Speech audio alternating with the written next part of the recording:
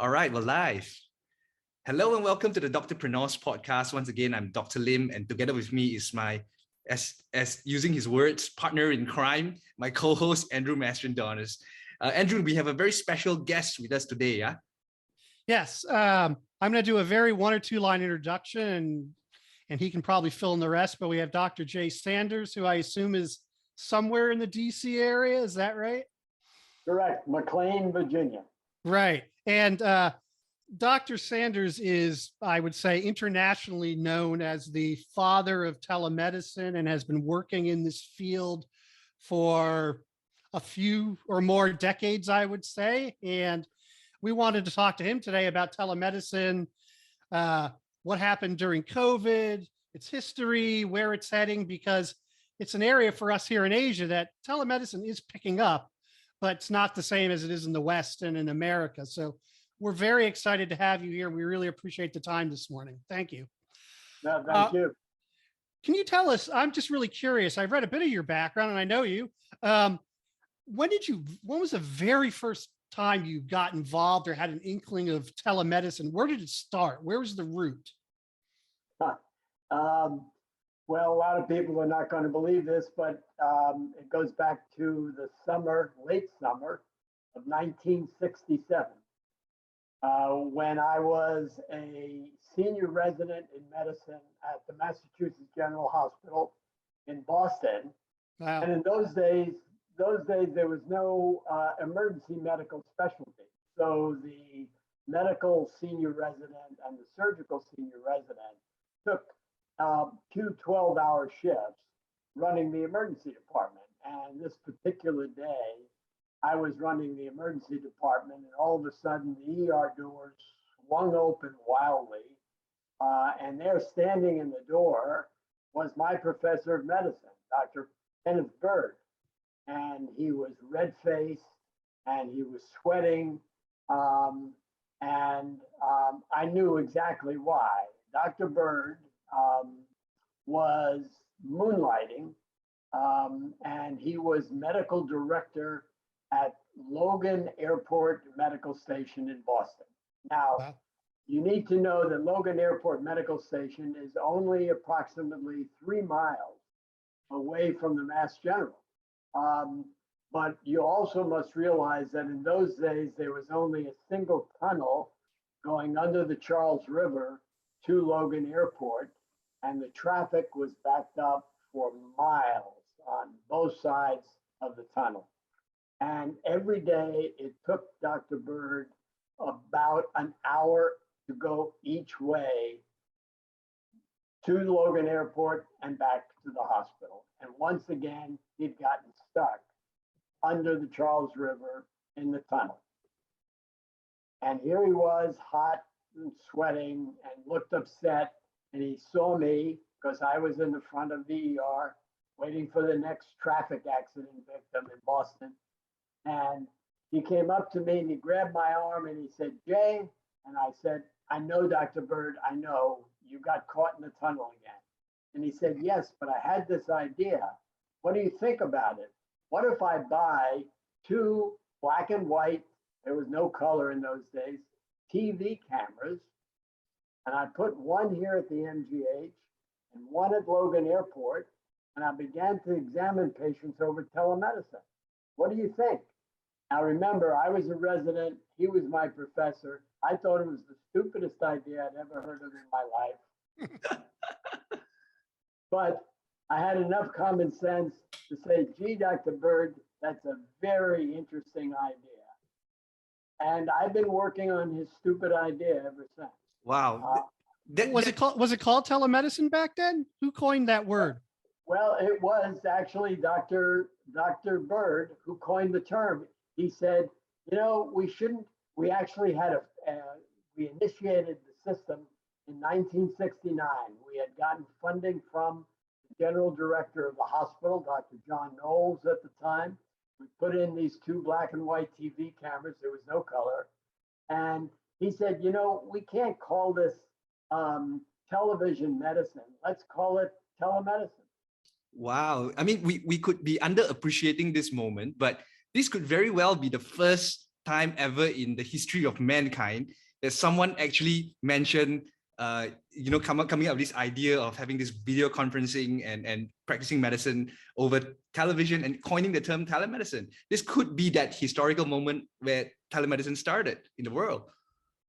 Well, actually, then I started doing some research, and it turns out that in the state of Nebraska, they had actually had a similar system a few years earlier, looking at both psychiatric patients and connecting them to a psychiatrist. And if I'm not mistaken, there also is a history of a radiologist who was reading bone x-rays. Once again, the state of Nebraska. So we need to give them huge credit. But the real sort of well-known system, at least in those days, was the one we had at the Mass General Hospital. And I do remember it was Dr. Bird who said, let's not call it television medicine, let's call it telemedicine. Was this being done at all in anywhere else in the world at the time that you know of? Basically, no. Okay. No. Is it the reason why they started using this system in Nebraska? Is it because of an accessibility issue, because it's slightly more rural compared to, the major urban populations area? Was that the inspiration? Absolutely. Just what you just said. And that is that it was rural and there was no available specialists. And what existed in Nebraska is 1959 exists today in 2022. Wow. So in those very early years in the late 60s, what were the challenges you were facing as you started to develop it? Well, one was the fact that all we had was black and white. There was no color. But the fascinating thing was that the dermatologist, Dr. Thomas Fitzpatrick, who's very, very well known, I don't think he's alive today, unfortunately, but he is the first author on many, many textbooks in dermatology. He and then the chair of the Department of Pathology, Dr. Benjamin Castleman, who was the one who started the CPCs in the New England Journal of Medicine, they very quickly adapted to the grayscale of a black and white TV. So they could tell if something was red, erythematous, simply by the intensity of the grayness. I actually took the first bone marrow specimen out to Logan Airport, and Dr. Benjamin Castleman back at the Mass General was able to read the bone marrow specimen. One fascinating aspect, which still amazes me, is the fact that there was one division chief, one department chairman at the Mass General who said this will never ever work in their specialty. And who is that? That was Dr. Thomas Fitzpatrick, who was the chair of the Department of Psychiatry. So my professor, Dr. Bird, was a bit of a maverick, as you can tell. And he challenged the Department of Psychiatry and said, I'm sure this will work for mental health care. So we bought an additional TV camera and we put it out at a VA hospital in Bedford, Massachusetts. And now, instead of the psychiatrists who used to physically travel to see their patients, they were now seeing them over TV. 3 years after the initiation of the study, the whole department wrote a series of articles on the incredible effectiveness of telepsychiatry. Wow. And what they found was that while the psychiatrists initially felt that this cold mechanistic, this is the way they actually described it, this cold mechanistic technology could never ever reproduce the special ambience that existed between the psychiatrist and his or her patient in the room together, they actually found out that by using TV cameras, they could, in the best way, manipulate the ambience in the same way a movie or TV director would tell you that the way we create the emotions of a scene is not simply the dialogue, not simply the facial expressions, but how we shoot the scene. And what Dr. Dwyer found out was that when he was dealing with a patient who he really wanted to think about what he just told the patient, he would start moving his face into the camera so that as the patient was watching him, his body became smaller, but his head just became the whole part of the screen. So to the patient, this was something that was coming from a much higher authority. Godlike figure. Exactly. And when he felt that the patient was not ready to deal with the emotions of the moment, he moved himself back and miniaturized himself in the eyes of the patient. Wow. Today, of course, after teleradiology, the most frequent use of telemedicine is in mental health care. Right. Right. Yeah, I'm getting chills just listening to these stories. This is like the very beginning and the roots of telemedicine, and how far has it come today, right, Dr. Sanders? Well, you can see how old I am, how I can bring you this long history. Wow. Right. Right. It's interesting. Even though psychiatry or psychology has been around for a long time, it feels like using telemedicine for mental health has really only been commercialized in like the last maybe decade. Is that true? Well, In a big way. Yeah, no, in many respects, I guess it is. I can give you an example. My wife, who's a psychologist, never did telemedicine until COVID hit. You know, I wish I had thought of starting a pandemic years ago. Now, her entire day is doing telemedicine mental health care. Right. So I'm curious, take us then from the very early days in the 60s and how you and your profession kind of progressed in the next few decades. What happened after that in your career? Yeah, I wish I could say a lot, but I can't. In 1973, so I went from finishing as chief resident in medicine at the Massachusetts General Hospital in 1969 to becoming assistant chief of medicine at the University of Miami in January of 1970. What a lot of people don't realize, while I hope I mentioned who the real father of telemedicine is, and it's not me, it's Dr. Ken Bird. I'm just a good student. I am the father of something nobody knows about, and that is what is now in every department of medicine, at least in the United States, and that's called the Division of General Medicine. But I won't go into the background there. Maybe at another time, if anybody in the world is ever interested in that. But be that as it may, so I started the first division of general medicine and was also assistant chief of medicine at the University of Miami, 1970. And in 1973, I applied for a grant to the National Science Foundation, who all of a sudden became interested in telemedicine. And I won a grant. I think I was one of about 6 people in the country who got a grant in telemedicine.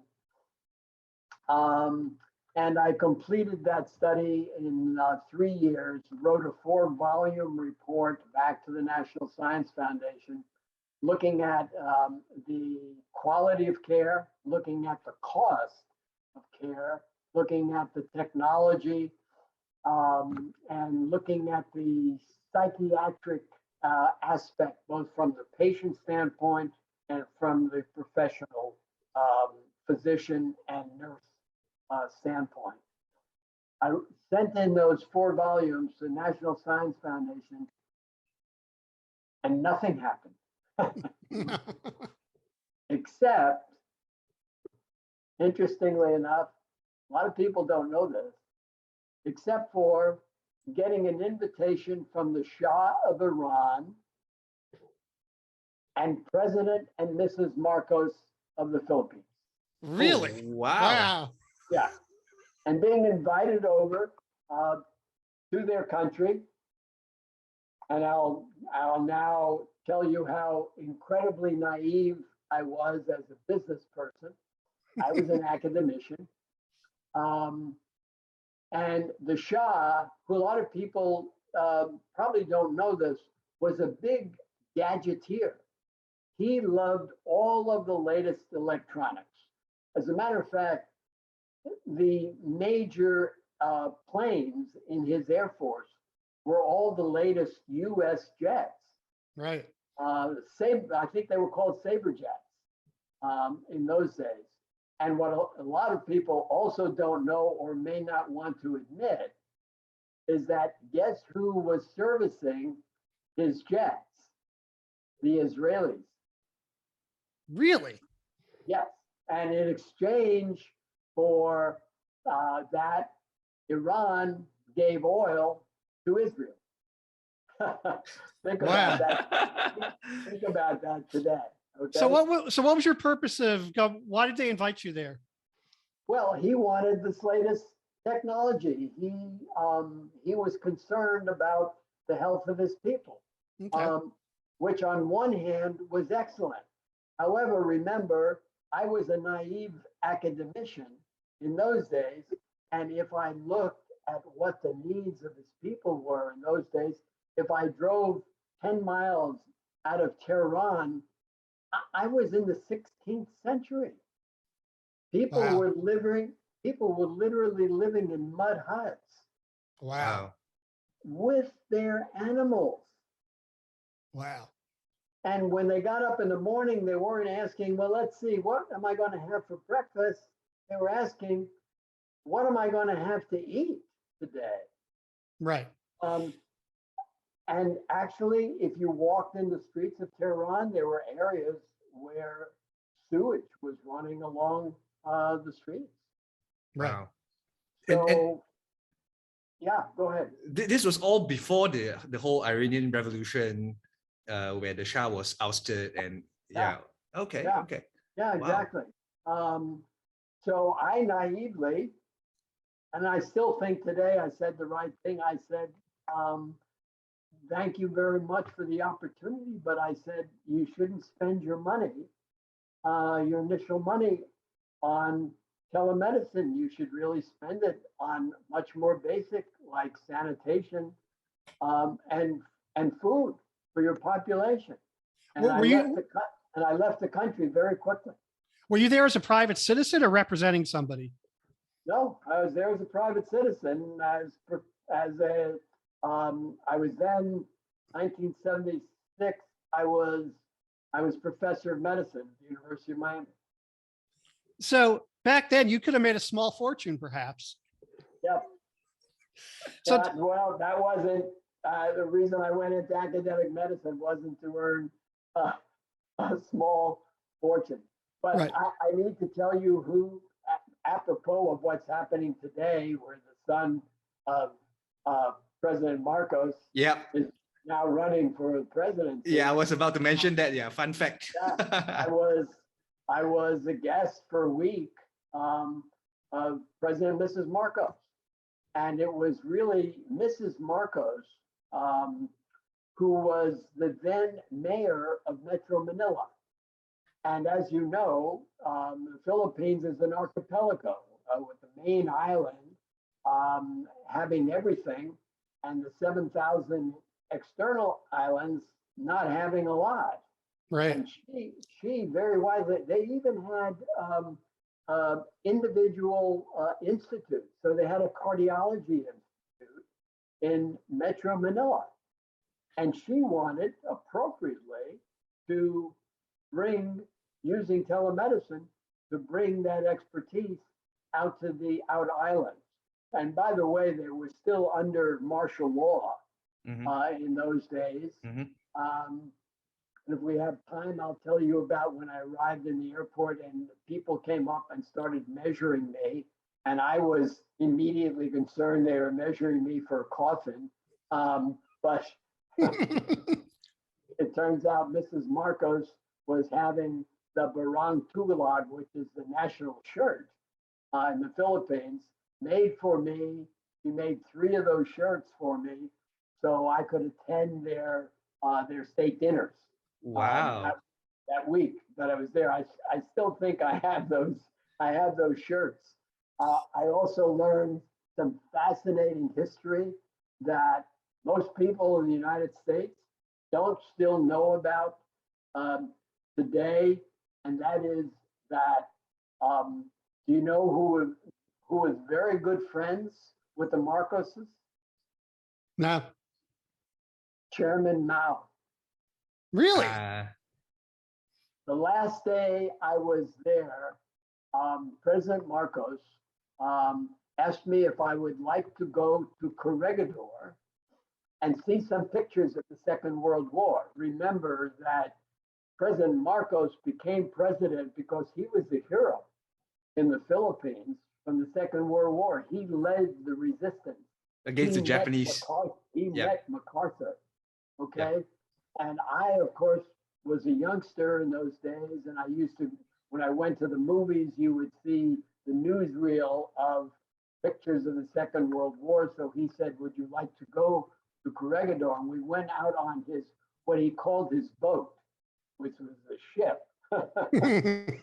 and as we're leaving Metro Manila, there was a search and rescue ship, destroyer on our left, and there was a hospital ship on our right accompanying President Marcos' ship. We went to Corregidor. I saw these films. We got back on the boat, and we were having dinner on the deck when all of a sudden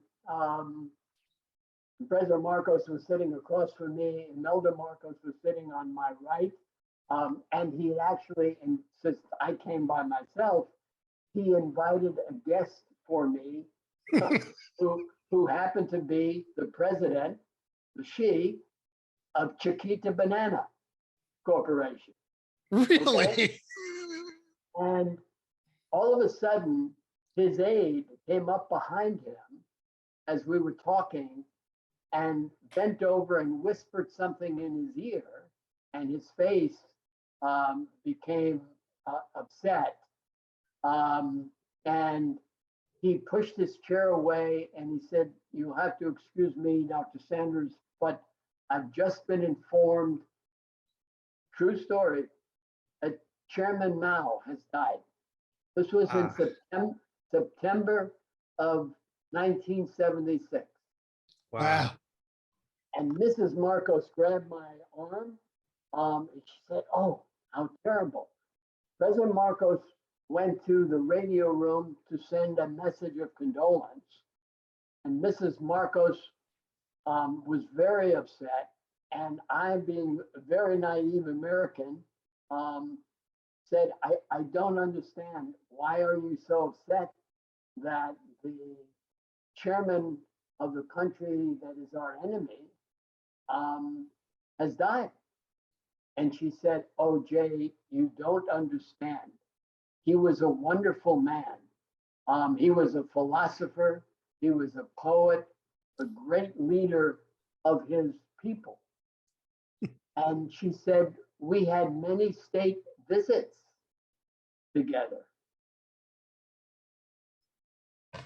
She said, "When you get home, I will send you some pictures of us together." I still have pictures of Chairman Mao in his, remember the peasant uniform, the gray cap, the gray jacket and pants, Right. Yep. with his arms around President and Mrs. Marcos. Wow. Interesting piece of history. Yeah.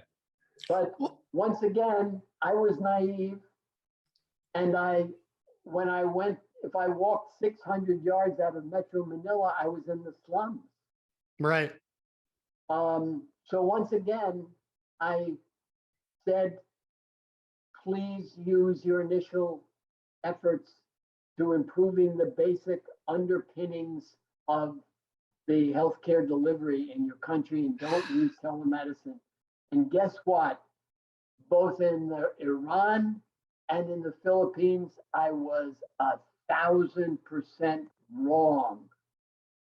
Oh, And I learned my lesson in 1999 when, as a guest of the province of Yunnan in China, to help a very small startup computer company develop telemedicine. And I will telescope the entire visit by going directly to the final day I was there when they had a dinner for me, and the provincial governor, a woman, came up to me with a very proud look on her face, extended her hand, we shook hands, and the first thing she said to me was, well, Dr. Sanders, what do you think about our telemedicine initiative? And I was about to say the same thing to her as I had said to the Shah and to President Mrs. Marcos, because of what I saw in the rural communities in China. And by the way, when I got to the rural communities in China, the rural communities had 1 million people in a rural community. Right. And I found the same lack of infrastructure. So as I said to her, you know, I don't think this is the first step you should take with your funding. She looked at me, I'll never forget this. She looked at me and she said, Jay, I know it's not the first step we should take, but it is a step, and it will act like a magnet and cause all the other necessary steps to happen. wow. I went there as a consultant. I came home as a student. Wow, that's fascinating. Wow. All these bites of history that I'm really fortunate that we are here with you today, Dr. Sanders, and documenting all this, because I really think many people, especially medical doctors and public health specialists in Malaysia, are going to be very interested in this conversation. And just to kind of bring things back a bit towards the technical aspect, because I'm a practicing physician myself. Like, during medical school, we were always taught, when it comes to seeing a patient, it's always history taking and then followed by physical examination. And I believe this has been a dilemma in the field of telemedicine for ever since the beginning, maybe, right? So what's your take on this lack of ability of physical examination when it comes to this practice of telemedicine? Because most authorities, even in Malaysia, are basically not so keen on deploying telemedicine because of this limitation or this little dilemma there. Yeah, fascinating question. Same question that I've gotten repeatedly here in the United States as well. So right on target. So let me telescope the things. After my visit to the Philippines in 1976, nothing happened for the next 15 years. I couldn't get anybody in the United States interested in telemedicine until 1993, 1991, when I got a call from the governor of Georgia, who asked me to put in a statewide telemedicine system. I won't go through why, but it's very, very, well, I better actually go through why. After all this time of not hearing from anybody, I get this invitation from the governor of Georgia. And when we meet in October of 1991, he extends his hand to me, we shake hands, and he said, Dr. Sanders, I'm the governor of 2 states. And you can't be the governor of 2 states. He said, yes, I'm the governor of Atlanta, big city in Georgia, and I'm the governor of the rest of the state. He said, we have everything we need from a healthcare delivery standpoint here in Atlanta, but the rest of Georgia is predominantly rural, and we don't have the medical expertise. And this was in the 90s, right? 1991. Wow, that's not too long ago. No, it's not. Wow. And he said, and then he taught me something they never taught me in medical school. He taught me economics 101. He said, Jay, what a lot of people don't understand is when the rural hospital bed census goes down, because I can't bring a specialist out there, so the patient has to be transferred to a secondary or tertiary care center. He said, when that bed census goes down, the hospital ends up closing. And we have lots of rural hospitals that are closing in the state of Georgia. He said, what most people don't understand is the major employer in rural communities is the hospital. Right. So when the rural hospital goes under, within a 3 to 5 year period of time, the entire socioeconomic fabric of that community goes under. He said, I want telemedicine not only for healthcare, but to sustain the economics of rural Atlanta. So what happened was, and this will bring you, we developed a 59 site totally networked system connecting 3 academic medical centers with 9 comprehensive community hospitals. And in turn, those community hospitals were networked with rural hospitals, with public schools, with nursing homes, and with freestanding clinics throughout the state, 59 sites, totally networked, the first system anywhere. And so the people from Arizona came to look at it, their legislature and their physicians. They duplicated the system. Then the state of California came, and now literally every state system in the US is that. But one of the things that was a technological hurdle to us initially was exactly your question, Dr. Matt. And that is, how am I going to examine that patient? I might be able to look at the x-rays, I might be able to get a history, but how do I examine? Do I just rely upon the examination of the nurse or the primary care physician out there? So we started to adapt our technology with our bioengineering division, and we were able to put a camera onto the otoscope or the ophthalmoscope, the gastroscope, the colonoscope. We developed that internally, and then we gave away the technology to a commercial company. A lot of people would say naively, and I would probably agree. Probably should have patented that first, right? Probably should have patented that first. Yeah. And that really became the start of being able, over telemedicine, to literally examine our patients at a distance. Of course, now, jumping ahead 20 plus years, we now here in the United States can go to Best Buy, a retail store, and buy this technology over the counter for the home, which gets us into probably, in my mind, the most important part of telemedicine today was an experiment we did in 1993. Now remember, 1991, we had started this 59 site system. By 1993, we were in all 59 sites, but it dawned on me, why am I waiting until the patient ends up in a hospital emergency department in their status asthmaticus or their acute pulmonary edema?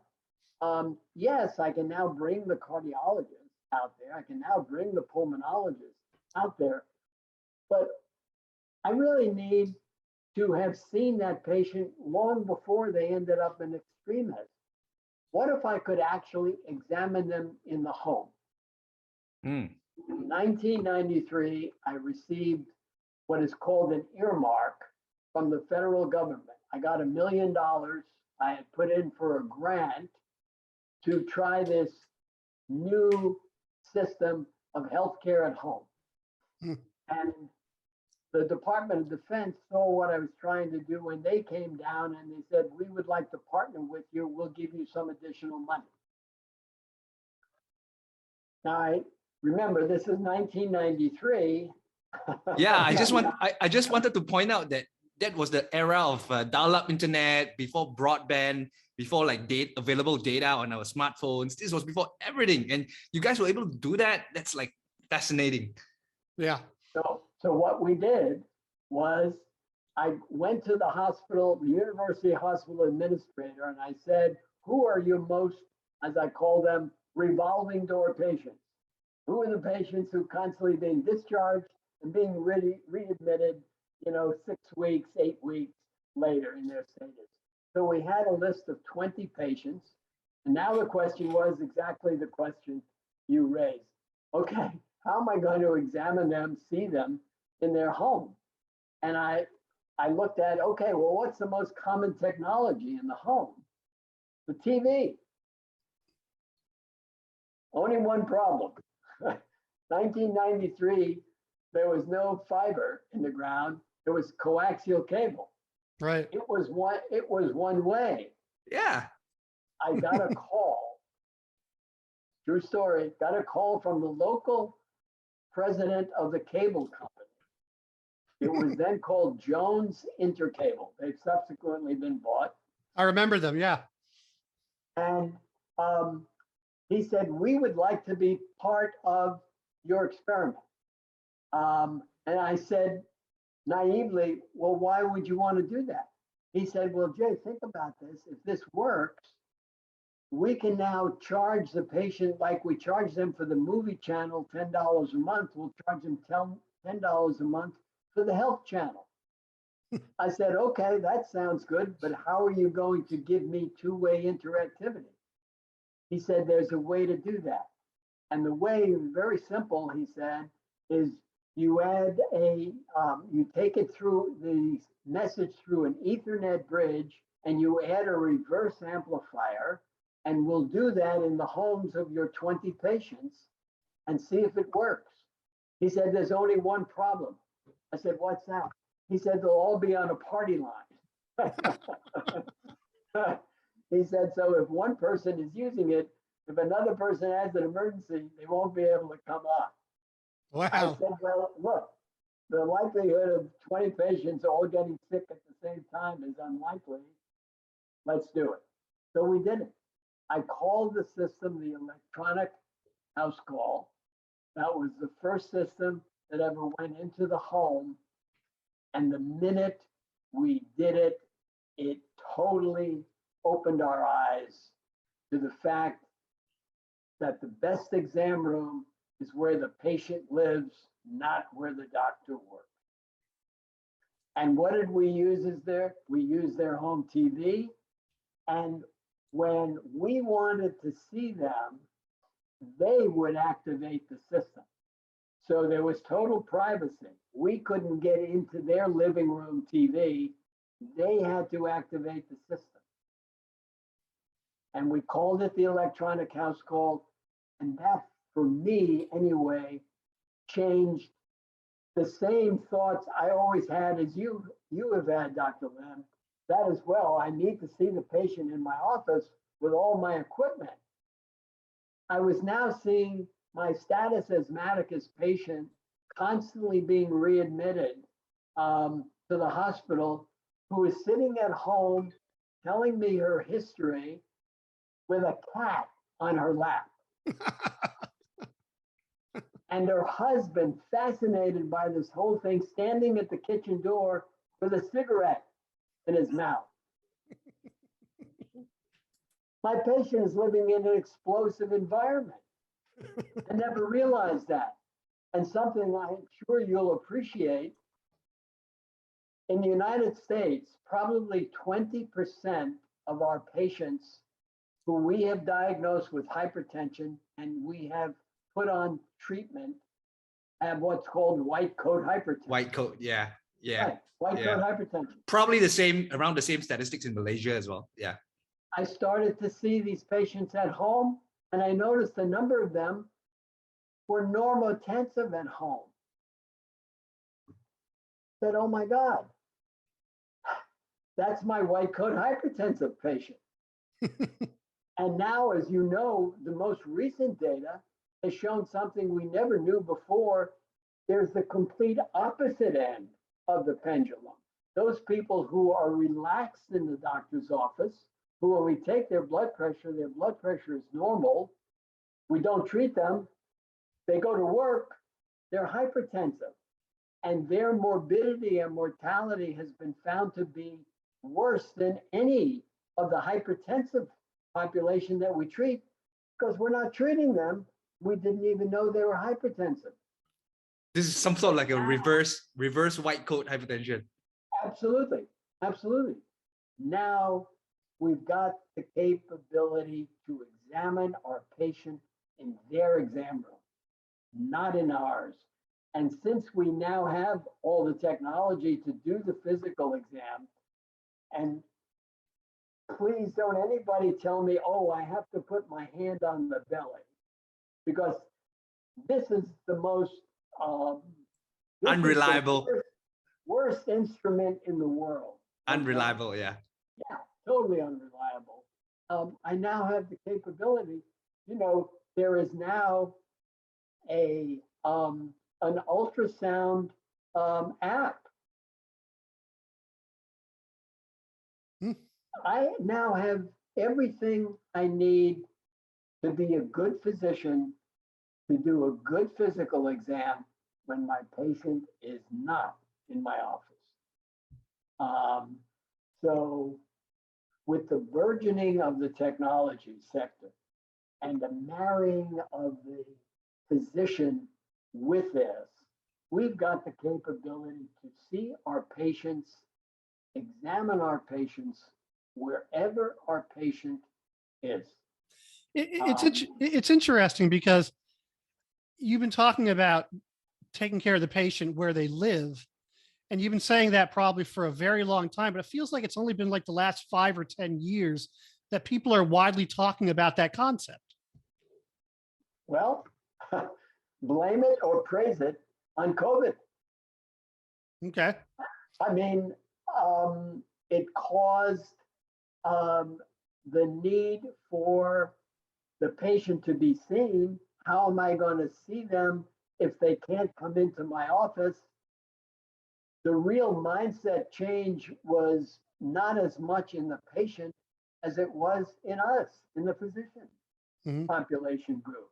If I can't see my patient in my office, what am I going to do? I need to evaluate them.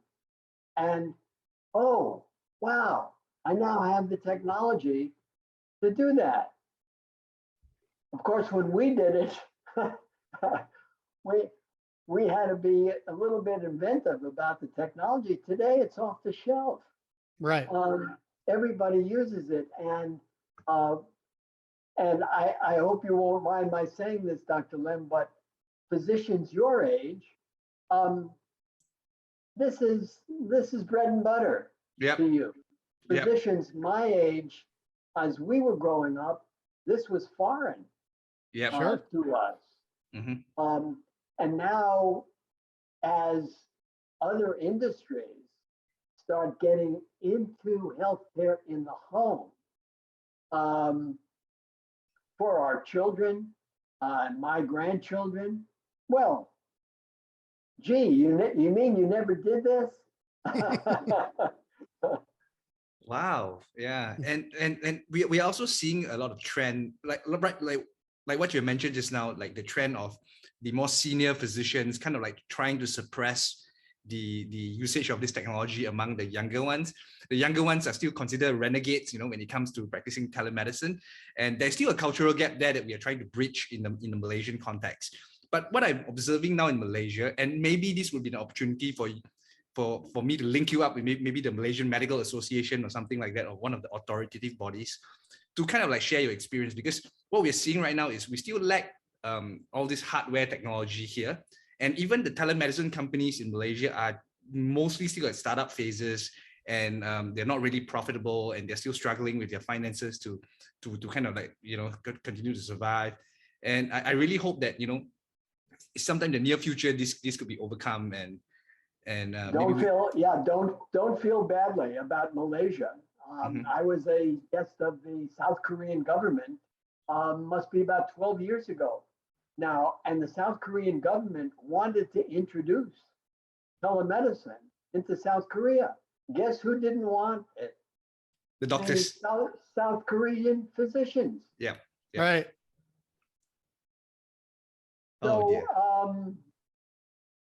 all we have to do is live a couple of 100 years, and all of this will eventually happen. So I'm curious, putting my entrepreneur cap on, what's sort of the state of the telemedicine industry? I mean, how did they obviously did pretty well during the pandemic. Do you see that trend continuing, or has telemedicine sort of dropped off as the pandemic has slowed? What are you seeing out there? Well, it's now sort of, it's like the large wave that as it's coming to the shore, it suddenly gets smaller and smaller, but it's not disappearing. Right. And the most important thing is, we saw a huge bump in its use because there was nothing else to use. Right. And now it is a part of the system, but it's not as dramatic, obviously, as it was. I'm trying to cook up the next virus. Just kidding. Oh dear. For a long time, even though my professor was the one who coined the word telemedicine, I've been trying for years to say, it's just medicine. Just call it medicine. It used to be, before telemedicine, when I grew up, the doctor, my mother called the doctor when I was sick on the phone. Right. We never called that telemedicine, yet Teladoc, one of the largest commercial telemedicine companies in the world, Teladoc, probably 90% of their consultations are simply the telephone. Really? Why in the world are we calling it telemedicine? It's medicine. That's all it is. And it also brings us, and I apologize for this, but it really brings us to the most important thing I'd like to say. Sure. Telemedicine is as good or as bad as the up-to-dateness of the physician sending the message.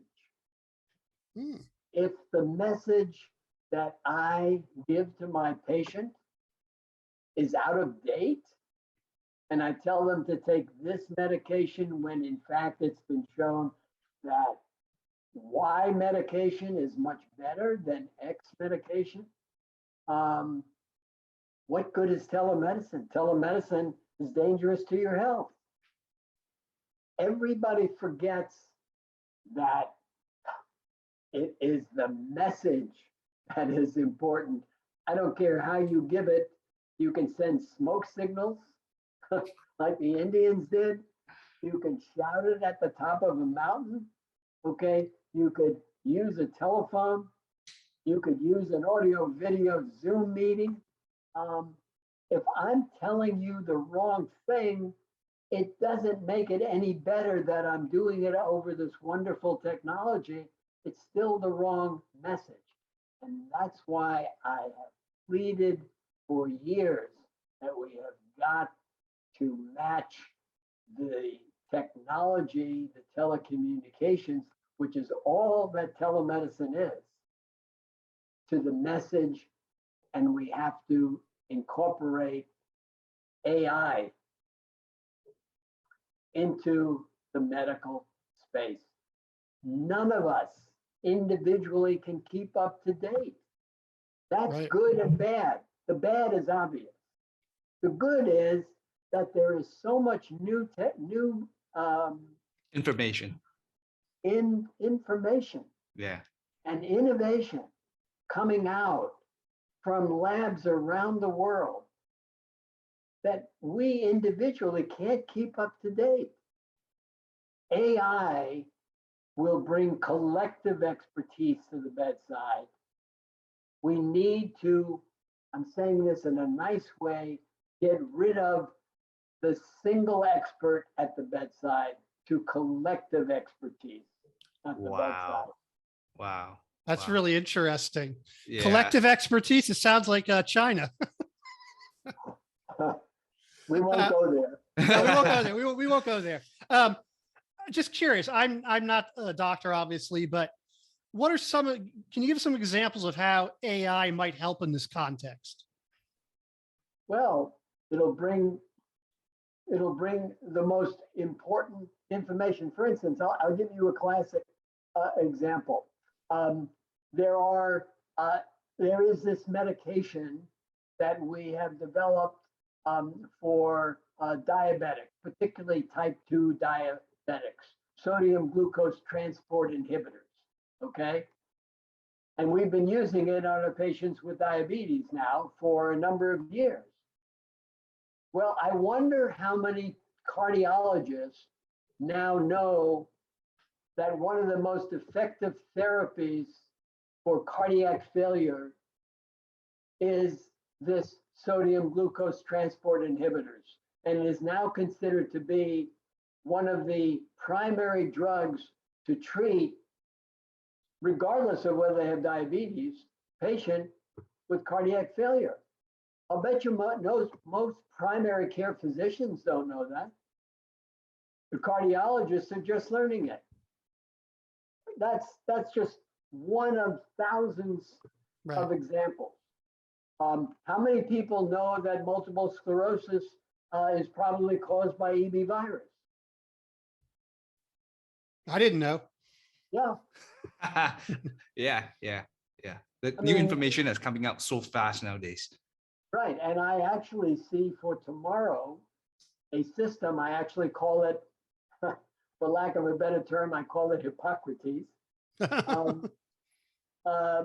A system, an electronic system that is constantly interrogating every patient's electronic medical record in real time and comparing it with the world's expert AI system that is constantly being kept up to date and flagging the physician with a green, orange, red flag indicating that the present medication, let's use medication as the example, rather than you're doing the wrong radiological exam.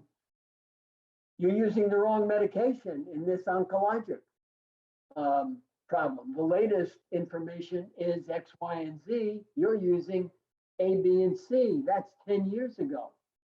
And why am I saying that?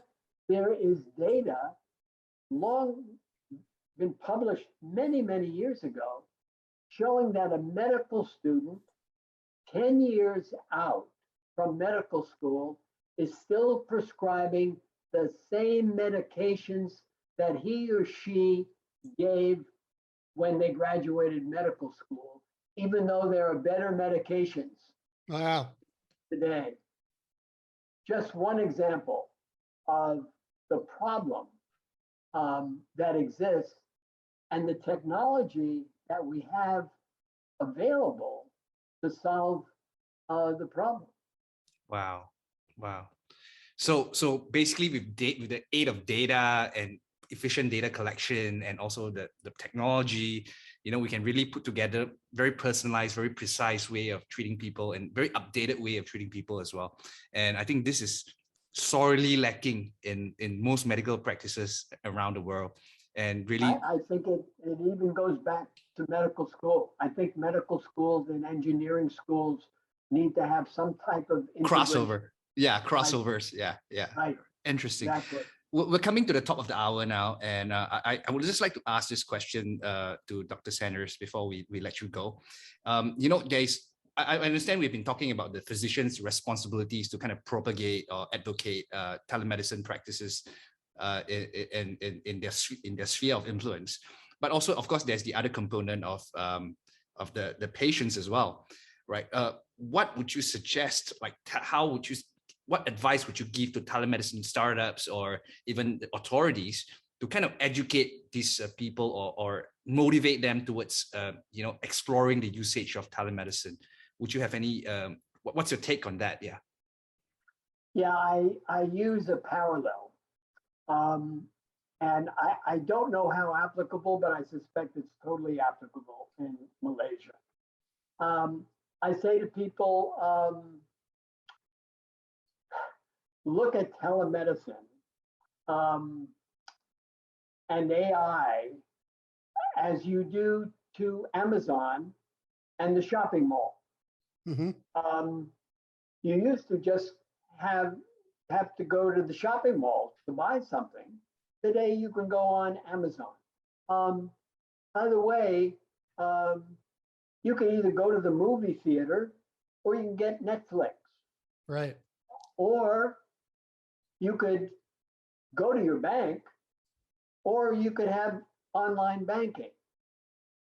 Or you can go to the restaurant, or I don't know if you have it in Malaysia, but here we can call Grubhub and have them, send the food to us. Right. I'm not getting rid of anything. I'm just adding a level of convenience as to your ability to buy something, to do your banking, to get your entertainment, to get your health care. Nothing more complex.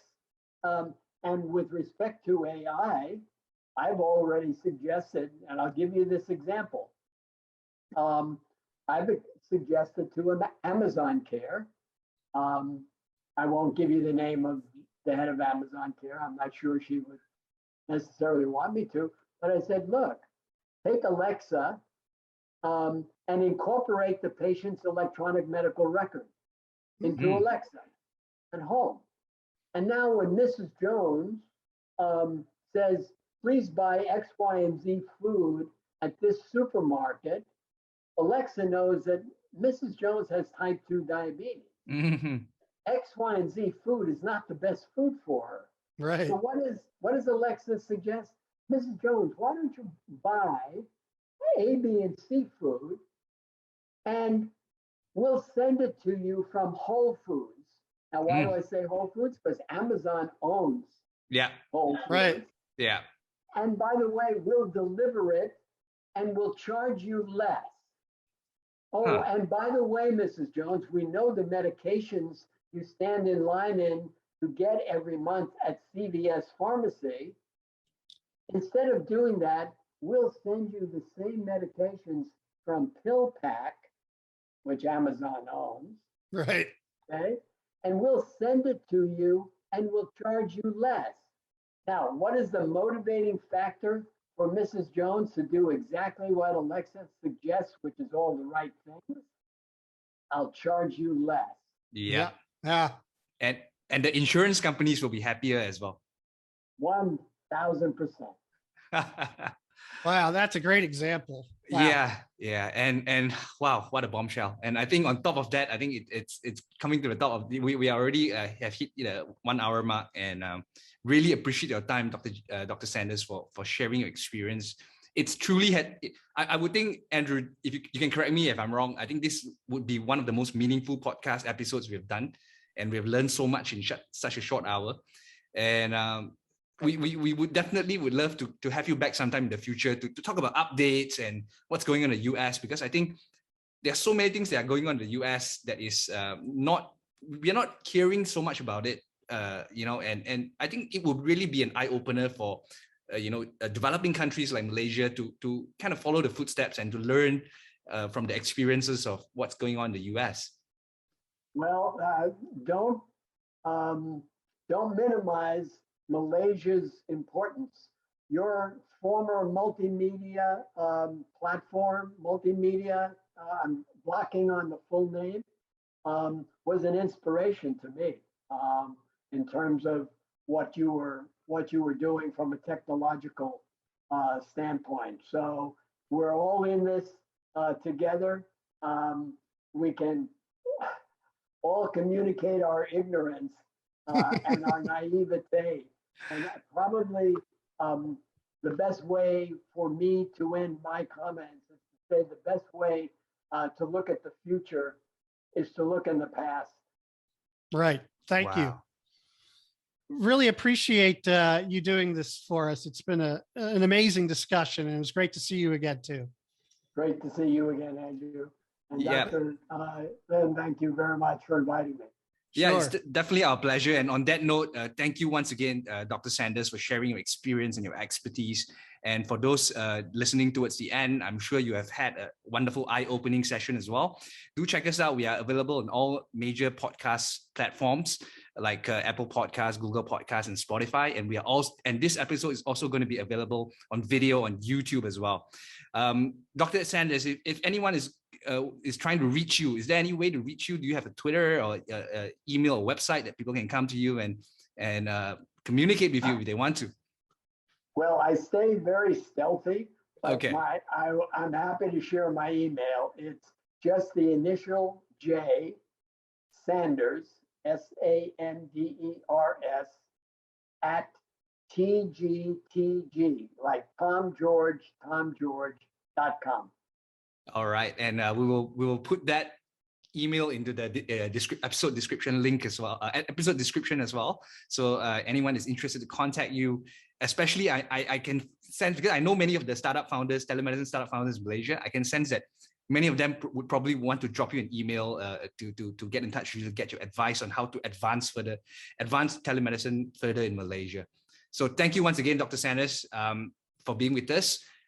Wish you well. Take care. Stay safe. Thank you. Thank you very much. Bye-bye. Bye.